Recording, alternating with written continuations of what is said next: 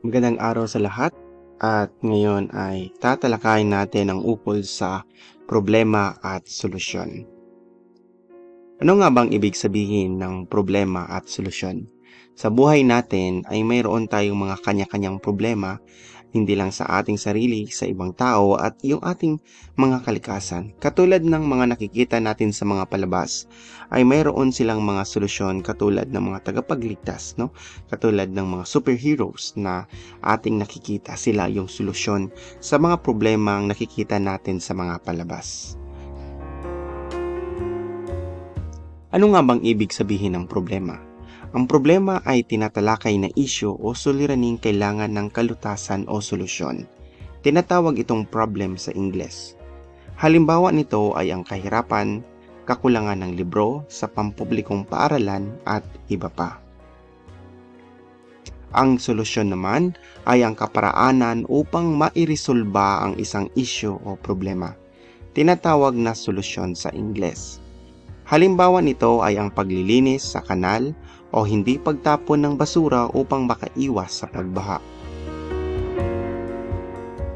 Maaari ninyong ikomento kung ano ang inyong mga nakikitang problema sa loob ng klase o sa loob ng paaralan. Magbigay ng 5 solusyon sa problemang mahina sa comprehension. So, ibig sabihin, ang Pilipinas po ay nasa pinakababa po, top 2 tayo sa pinakababa na kung saan napag-alaman na ang mga Pilipinong bata na may edad 10, no, ay mahina sa comprehension. So, ibig sabihin po nito ay hindi nila nauunawaan kung ano ang kanilang binabasa. So, sa tingin ninyo, ano kaya ang pwede nating solusyon sa problemang ito? Maaari nyo lamang i-komento sa ating comment box. Ano ang problema? So, sabihin niyo kung ano ang problema. So, parang bibigyan niyo ng kasagutan kung ano kaya yung problema nito. Una, pinuntahan ni Miss Riri ang CCTV sa paaralan. So, ano kaya yung problema? Masasabi natin na yung problema nito ay mayroong isang estudyante na nanawalan ng isang bagay, pwedeng pera, pwede kagamitan, cellphone, gadget. So, mayroon yung nakikita nating isang problema at ito yung solusyon na ginawa ni Miss Riri. Ikalawa, tinawag ng guro ang dalawang mag-aaral. So, ito yung parang ginawang solusyon ng guro. Makikita natin dito na maipaisip natin kung pareho tayo ng iniisip. Ang problema na kinakaharap dito ay pwede nating sabihin na ang dalawang mag-aaral na ito ay nag-away. Maaring nag-away sa social media o maaring nag-away sa paaralan, sa loob ng klase na nakita ng guro. At yung solusyon ng guro ay kailangan silang ipatawag at pag-usapan kung ano ang kanilang problema. Pangatlo, nagpatupad ng isang batas ang namumuno ng bansa. So ito ay isang solusyon na kung pareho tayo ng iniisip, ang problema na kinakaharap dito ay pwedeng sabihin natin na mayroong batas dahil ito ay solusyon katulad ng bawal manigarilyo sa isang pampublikong lugar kasi nadadamay yung maraming tao. Katulad sa palengke, katulad sa mall, diba kung mapapansin ninyo, yung mga ganitong lugar ay wala na masyadong nagsisigarilyo kasi problema talaga siya.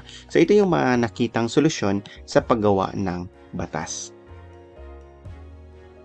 Maaari nating i-connect sa cause and effect yung ating tinalakay kanina, sanhi at bunga.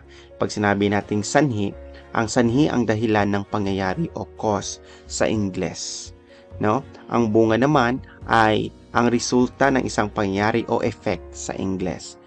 Ang sanhi, halimbawa, palaging nagbabasa at nag-aaral bago ang exam, ang isang mag-aaral. So, isang resulta nito o bunga ay nakakuha ng malaking score sa exam. Practice tayo. Sabihin ninyo kung ano yung magiging resulta o bunga ng sanhi. Nakakaligtaan, kumain dahil sa paglalaro ng Mobile Legend. So ano kaya yung magiging bunga nito? May posibilidad na magiging bunga nito ay matagal siyang gumising, no? Dahil matagal siyang nakatulog sa paglalaro ng ML. Or pwede yung kanyang maging resulta nito ay yung kalusugan, no?